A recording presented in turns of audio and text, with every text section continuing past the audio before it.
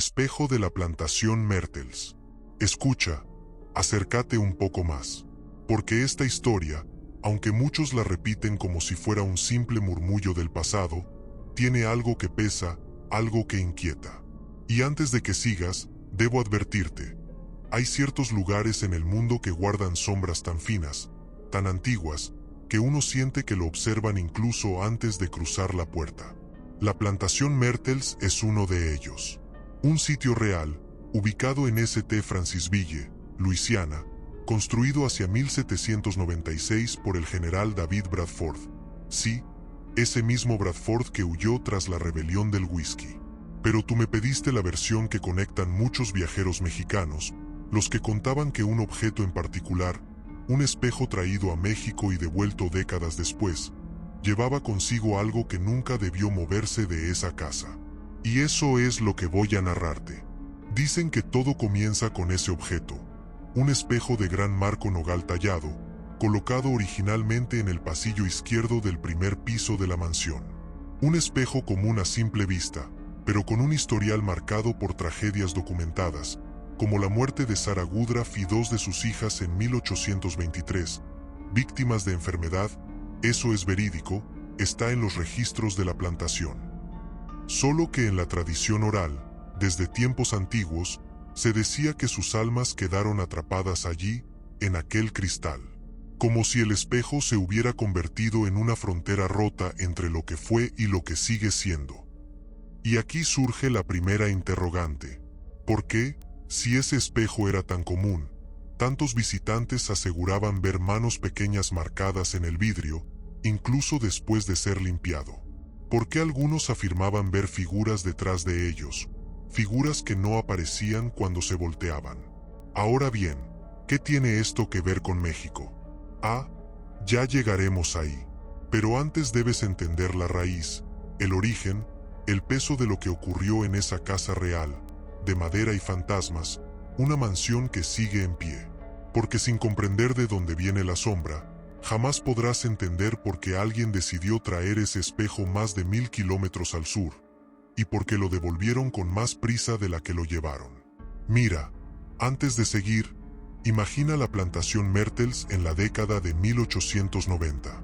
Las tablillas crujen aunque nadie camine sobre ellas, los ventanales altos dejan pasar un tipo de luz que parece antigua, como si no quisiera mezclarse con los años modernos. En esa época, la familia Ruffin Stirling aún administraba la casa, tal como consta en los registros locales. Y fue entonces cuando ocurrió algo que, aunque no suele aparecer en documentos oficiales, sí quedó grabado en voces que viajaron incluso a México. Resulta que un comerciante veracruzano, don Ignacio Valdivia, visitó Luisiana en 1893 para cerrar acuerdos de algodón.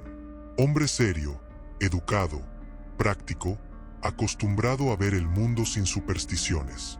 Y sin embargo, después de una cena en la plantación, quedó profundamente intrigado por un objeto. El espejo, no por su brillo, ni por su artesanía, sino por lo que creyó ver reflejado a su espalda. Una figura femenina vestida de blanco, apoyando la mano sobre el marco, como si quisiera advertirle algo. ¿Sabes qué es lo extraño? Que él estaba solo en ese pasillo. Completamente solo. Dicen que se quedó quieto, sin mover un músculo, mientras observaba cómo esa figura se desvanecía, no como un fantasma, no como humo, sino como si retrocediera dentro del espejo mismo. Cuando volvió a la sala donde estaban los demás, nadie le creyó. Pero una de las mujeres de la casa, Miss Eleanor Stirling, le aseguró que no era el primero en ver eso, y que ese espejo llevaba décadas reteniendo lo suyo. Aquí es donde surge una pregunta inevitable. ¿Qué puede retener un espejo? ¿Un recuerdo? ¿Un espíritu? ¿O algo que nunca quiso ser visto? Sea lo que fuera, don Ignacio insistió en comprarlo. Quizá por soberbia, quizá por curiosidad, quizá porque pensó que un objeto tan peculiar sería un buen tema de conversación en su hacienda de Jalapa. Los Stirling aceptaron venderlo, tal vez porque ya estaban cansados de la reputación del espejo, o quizá porque sabían que sacarlo de la casa podría traer consecuencias. Y así, En 1894, el espejo cruzó tierras, ríos y fronteras hasta México. Pero esa historia apenas comienza, porque lo que se reflejó allá, en ese nuevo hogar, jamás debió viajar tan lejos. Cuando el espejo llegó a México, a la hacienda de don Ignacio Valdivia en las afueras de Jalapa, Veracruz, no hubo ceremonia ni ritual. Solo un par de mozos descargándolo al amanecer, mientras la neblina típica de la región envolvía los árboles como si ocultara algo más. Los trabajadores notaron de inmediato un detalle inquietante. El vidrio parecía frío, demasiado frío para haber viajado tantos días bajo el sol de verano, como si dentro de él corriera un clima propio, ajeno al mundo exterior. Pero nadie dijo nada. En las haciendas de finales del siglo XIX, un mozo no hacía preguntas a su patrón. Don Ignacio colocó el espejo en el gran salón, frente a la chimenea que rara vez encendían. Y fue aquella misma noche cuando comenzaron los sucesos. La primera en darse cuenta fue Clara, la hija mayor del comerciante. Tenía apenas 14 años, pero una sensibilidad que la gente del pueblo describía como demasiado despierta. Fue ella quien dijo, sin miedo, pero con certeza, que alguien más estaba reflejado cada vez que pasaba frente al espejo. Alguien que no estaba en la sala. Lo describió como una mujer de rostro pálido y mirada profunda, vestida con ropa que no correspondía a la época ni al clima de Veracruz. Cuando Clara relató esto a su padre, él lo atribuyó a imaginaciones provocadas por la lectura nocturna. Sin embargo, la niña insistió en un detalle tan preciso, tan inquietante, que hizo a su padre contener la respiración. Papá, cuando ella aparece, deja marcas. Marcas como de manos apoyadas en el vidrio, pero solo por dentro. Don Ignacio, incrédulo, limpió el espejo él mismo la mañana siguiente. Y, durante unas horas, todo estuvo en calma. Hasta que llegó la noche. Fue entonces cuando la servidumbre, que evitaba el salón desde la llegada del objeto, escuchó golpes leves, como nudillos tocando desde el cristal. 3 golpes exactos, pausados. Y aquí surge una duda que acompaña esta leyenda desde hace más de un siglo. ¿Algo viajaba dentro del espejo? ¿O el espejo, al cambiar de tierra, despertó un viejo eco atrapado? Sea como sea, una cosa es segura. Los sucesos no solo continuaron, escalaron. Las noches siguientes en la hacienda Valdivia adquirieron un ritmo extraño, casi enfermizo. Todo empezaba igual, la casa en silencio, el viento moviendo los naranjos del patio, y luego, el leve crujido del marco del espejo, como si algo, desde adentro, se acomodara para mirar hacia afuera. Los mozos evitaban pasar por el salón, incluso de día. Y no por rumores, sino por lo que llegaban a ver de reojo, una figura que cruzaba el reflejo sin causa aparente, como si caminara por un pasillo invisible detrás del vidrio. A veces se detenía, a veces parecía observarlos, pero cada vez que alguno volteaba para revisar, la sala estaba vacía. La más afectada fue de nuevo Clara. Un amanecer, su padre la encontró sentada frente al espejo, con la mirada fija en su propio reflejo. No pestañeaba, no respiraba profundo, solo murmuraba, «No quiere estar aquí, no quiere estar aquí». Don Ignacio sintió un escalofrío que no pudo ocultar. La sacudió suavemente del trance y la llevó a su habitación. Pero, al regresar al salón, notó algo que lo hizo detenerse en seco. El espejo tenía ahora una marca nítida, una mano pequeña, demasiado pequeña para ser la de un adulto. Los dedos eran delgados, casi transparentes. Y lo peor, marcados desde adentro. A partir de ese día, la atmósfera entera cambió. Los animales de la hacienda, especialmente los perros, empezaron a negarse a cruzar la entrada del salón. Se quedaban rígidos, con el lomo erizado, mirando directamente al espejo como si reconocieran algo que los humanos no podían ver. Pero lo más desconcertante ocurrió en julio de 1894. Una tarde, mientras la familia almorzaba, las ventanas del salón se cerraron de golpe. Todas, al mismo tiempo. El sonido se escuchó en toda la casa. Los empleados corrieron, pensando en un temblor o en una ráfaga repentina, pero el aire estaba quieto, pesado. Y ahí, frente al espejo, sobre el vidrio limpio que nadie había tocado en días, aparecieron dos nuevas marcas, no manos esta vez, sino lo que parecían ser rostros, presionados desde el otro lado, como si alguien, o varios, intentaran cruzar. Aquí es donde la leyenda se vuelve un interrogante profundo. ¿Se trataba de almas atrapadas desde la plantación Mertels? ¿O el espejo, una vez lejos de su hogar original, comenzó a absorber algo más? ¿Alguien más? Los sucesos llegaron a un punto en que ya nadie dormía tranquilo en la hacienda Valdivia. No era solo miedo, era la sensación constante de ser observado, de que algo, desde algún rincón imposible, seguía cada movimiento. Fue en agosto de 1894, durante una madrugada cargada de tormenta eléctrica, cuando la leyenda dio un giro que nadie en la familia pudo olvidar. Veracruz suele tener lluvias intensas, eso no es misterio, pero aquella noche el cielo parecía empeñado en partirse en dos. Cada relámpago iluminaba el salón por un segundo, dejando ver el espejo como una puerta abierta en plena oscuridad. Clara fue la primera en escucharlo. Un susurro, tenue, arrastrado, como si viniera desde un túnel demasiado largo. Lo describió después como una voz que no usaba palabras, pero que aún así transmitía un mensaje claro. Regresa. Ella se levantó de su cama, aunque no recordaría haberlo hecho. Bajó las escaleras en silencio, con los pies descalzos, como si algo la guiara, como si la llamaran desde el salón. Cada trueno iluminaba su figura frágil avanzando hacia el espejo. Y cuando estuvo frente a él, la voz se hizo más fuerte, más urgente, pero no era una sola. Eran varias, capas de murmullos superpuestos, como si muchos intentaran hablar al mismo tiempo.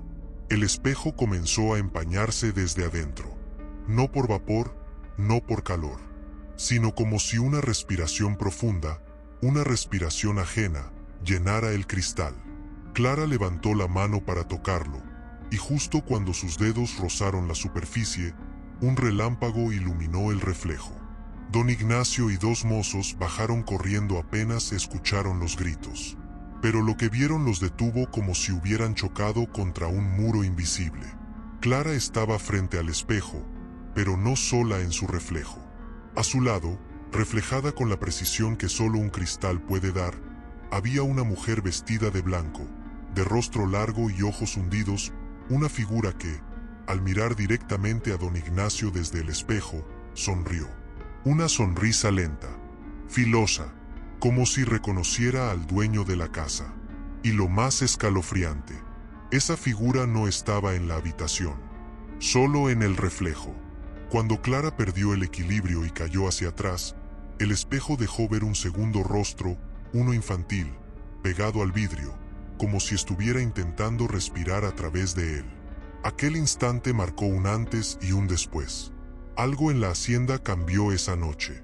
Algo se abrió, o algo salió. Después de aquella noche, la hacienda Valdivia dejó de ser simplemente un hogar. Pasó a sentirse habitada, no por más personas, sino por más presencias. Era como si el espejo hubiera desatado algo que no comprendían del todo, algo que llevaba décadas dormido y que, al tocar tierras mexicanas, por fin encontró espacio para expandirse. Los cambios comenzaron de maneras sutiles.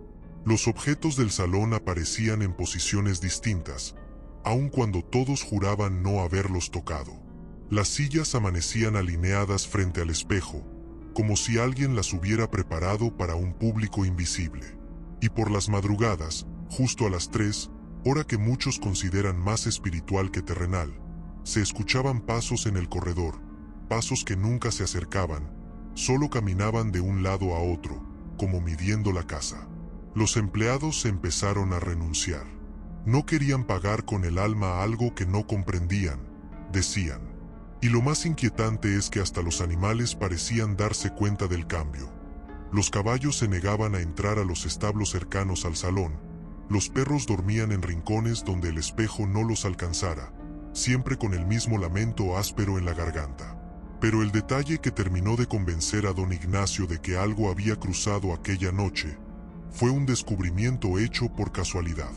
Una mañana, al abrir el salón, encontró el espejo ligeramente inclinado hacia adelante, como si hubiera sido empujado desde atrás.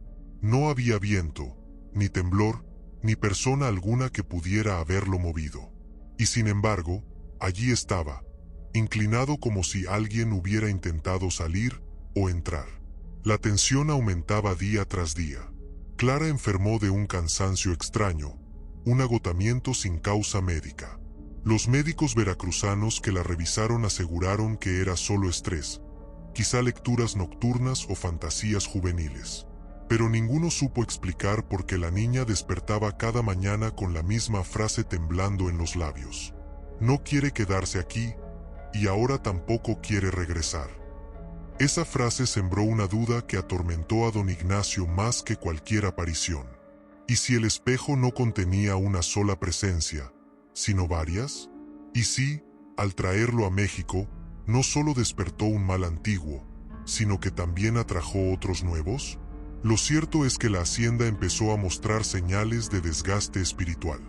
Las paredes crujían aún sin viento, las luces de aceite parpadeaban aunque estuvieran protegidas del aire, y cada noche, sin falta, el espejo amanecía con nuevas huellas, huellas que no pertenecían a ningún miembro de la familia. Y así, como un presagio inevitable, la familia se vio arrastrada hacia lo que sería el primer intento de deshacerse del espejo.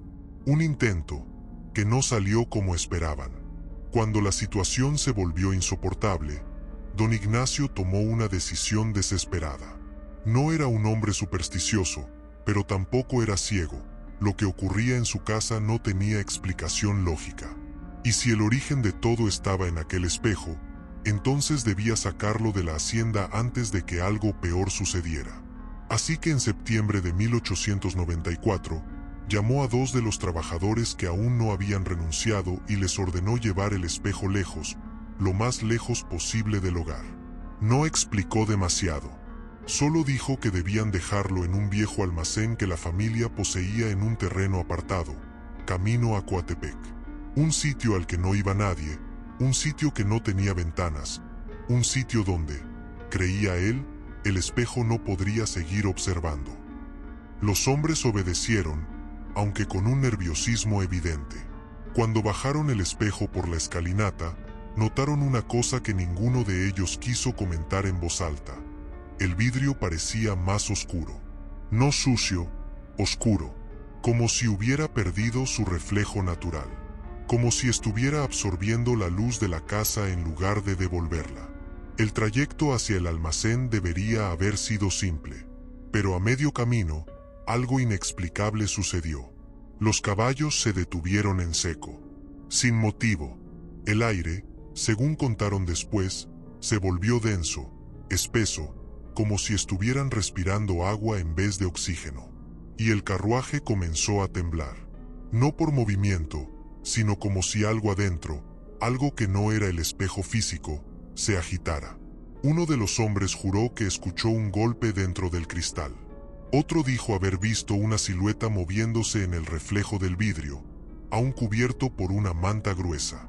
Y ambos, sin ponerse de acuerdo, describieron la misma frase que se escuchó, clara como si alguien estuviera sentado entre ellos. «No me muevan». Aquel susurro los paralizó. No era voz de mujer ni de hombre. Era hueca, una voz que parecía no provenir del exterior, sino del interior de sus propios huesos. Aterrados, los trabajadores decidieron seguir adelante, terminar la tarea, dejar el espejo donde les habían ordenado. Pero al llegar al almacén ocurrió lo más perturbador de todo. El espejo, que ellos mismos habían visto cubierto y asegurado, apareció sin la manta. Descubierto, de pie, perfectamente colocado en el centro de la habitación oscura. Ellos juraron que no lo habían bajado del carro, que no habían puesto un pie dentro del almacén todavía. Y aún así, Ahí estaba. Los dos hombres huyeron sin mirar atrás. Y don Ignacio, al enterarse, se dio cuenta de algo terrible. El espejo no quería irse. No de esa manera. Y lo que fuera que se había despertado dentro de él, tampoco pensaba permitir que lo encerraran. A partir de ese día, la hacienda dejó de ser simplemente un sitio inquietante. Se convirtió en un lugar marcado. Y la familia Valdivia tendría que enfrentarse al espejo una última vez. Don Ignacio no podía creer lo ocurrido. Juró, incluso ante su propia familia, que los trabajadores habían exagerado, que el miedo les hacía ver cosas donde no las había. Pero cuando él mismo fue al almacén para confirmar, encontró exactamente lo que describieron. El espejo estaba allí, erguido, impecable, reflejando la oscuridad del lugar. Y reflejándolo a él, aunque el interior estaba tan negro que no debería haber podido ver nada. Pero lo más inquietante fue esto. En el reflejo, detrás de su espalda, se veía a alguien más. Alguien tan quieto, que parecía pintado en el aire. Una mujer de silueta delgada, recargada contra la pared, mirando directo al cristal. Cuando don Ignacio giró, no había nadie. Aquel fue el momento exacto en que dejó de dudar. El espejo no solo estaba embrujado, estaba consciente y quería volver a la hacienda. Esa misma noche, sin que nadie lo moviera, sin ruido, sin testigos, el espejo apareció de nuevo en el salón principal. Los Valdivia lo encontraron al amanecer, perfectamente colocado en su sitio original, con un detalle que heló la sangre de todos. Había huellas pequeñas en el vidrio, muchas, como si varias manos infantiles hubieran empujado desde adentro, todas a la vez, desesperadas por salir. El ambiente en la hacienda cambió por completo. Ya no era solo miedo, era un tipo de silencio pesado, pegajoso, que hacía sentir que alguien caminaba por los pasillos aun cuando no se escuchaban pasos. Clara dejó de dormir.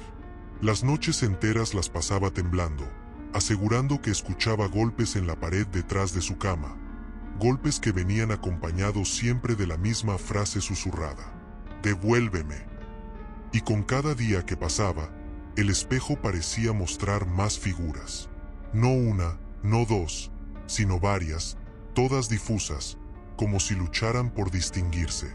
Sombras acumuladas, miradas antiguas, rostros que no pertenecían a ningún Valdivia.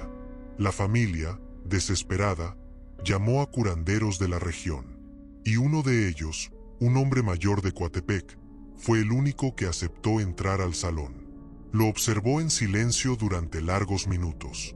Luego dijo algo que dejó helado a don Ignacio. «Esto no pertenece a esta tierra, y lo que está adentro tampoco pertenece a ustedes». El curandero se negó rotundamente a trabajar con ese objeto. Aseguró que ninguna limpia, ningún rezo, ninguna tradición local podía intervenir, porque el mal que habitaba el espejo no había nacido en México. Era un invitado extranjero, y los extranjeros, decía él, traen sus propias sombras. Entonces comprendieron que solo había una salida posible: no destruirlo, no esconderlo, sino regresarlo a su origen, a la plantación Mertels. Lo que aún no sabían era que el espejo iba a oponerse, con todas sus fuerzas. La decisión estaba tomada, pero decirla en voz alta fue como desafiar a algo que escuchaba desde muy cerca. Regresar el espejo a la plantación Mertels, a St. Francisville, Luisiana, devolverlo al lugar donde había permanecido por décadas. No como un simple objeto, sino como un guardián involuntario de tragedias antiguas, registradas, reales, ocurridas entre 1820 y 1860, cuando la casa fue escenario de muertes, enfermedades y rumores que nunca abandonaron del todo sus paredes. Don Ignacio comenzó a preparar el traslado a finales de 1894. Contactó a comerciantes, gestionó permisos, organizó rutas fluviales desde el Golfo. Todo parecía avanzar, excepto una cosa: el espejo. Cada intento por embalarlo terminaba igual. La madera del cajón se agrietaba sin explicación. Los clavos se aflojaban solos. Las telas aparecían rasgadas al amanecer, como si algo desde dentro las hubiera empujado con insistencia. Y siempre, siempre, las marcas. Manos nuevas, más pequeñas, más numerosas. Clara, cada vez más débil, comenzó a describir con mayor claridad lo que veía. Decía que las figuras dentro del espejo ya no estaban quietas. Caminaban, se apartaban unas de otras. Algunas lloraban, otras observaban en silencio. Y había una que parecía mandar. «No es la mujer de blanco», susurró una noche. «Ella también tiene miedo». Esa frase persiguió a don Ignacio durante días. Si incluso la aparición más constante parecía asustada. ¿De qué huían realmente? Los últimos preparativos se hicieron con premura. El espejo sería enviado por barco, con escala en Nueva Orleans, para luego ser llevado por tierra hasta Mertels. Todo estaba listo. La fecha marcada. Pero la noche anterior al traslado ocurrió algo que quedó grabado en la memoria de la familia. El salón amaneció cubierto de un olor extraño, húmedo, como madera vieja y tierra removida. El espejo estaba empañado por completo, y sobre el vidrio, escritas con claridad inquietante, aparecían líneas irregulares, como si alguien hubiera trazado letras desde el otro lado. No eran palabras completas, no eran frases, pero parecían intentarlo. Y justo cuando don Ignacio se acercó para limpiar el cristal, escuchó algo que no provenía del salón, sino del reflejo. Un murmullo profundo, cargado de urgencia, que no pedía, advertía. En ese instante, comprendió que el viaje no sería solo un traslado, sería un enfrentamiento, y que el espejo, aunque destinado a volver a casa, aún no había decidido cómo ni a qué costo. Porque hay objetos que recuerdan su origen, pero también recuerdan a quienes se atrevieron a moverlos. El espejo partió. Eso es lo único que los registros confirman con claridad. En los documentos comerciales de finales de 1894 aparece listado como objeto antiguo de gran tamaño, marco de madera tallada, enviado desde el puerto de Veracruz con destino a Nueva Orleans, y de ahí, por vía terrestre, a St. Francisville, Luisiana. Hasta ahí, todo es verificable, todo es real. Lo que ocurrió después vive en la frontera entre la historia y la leyenda.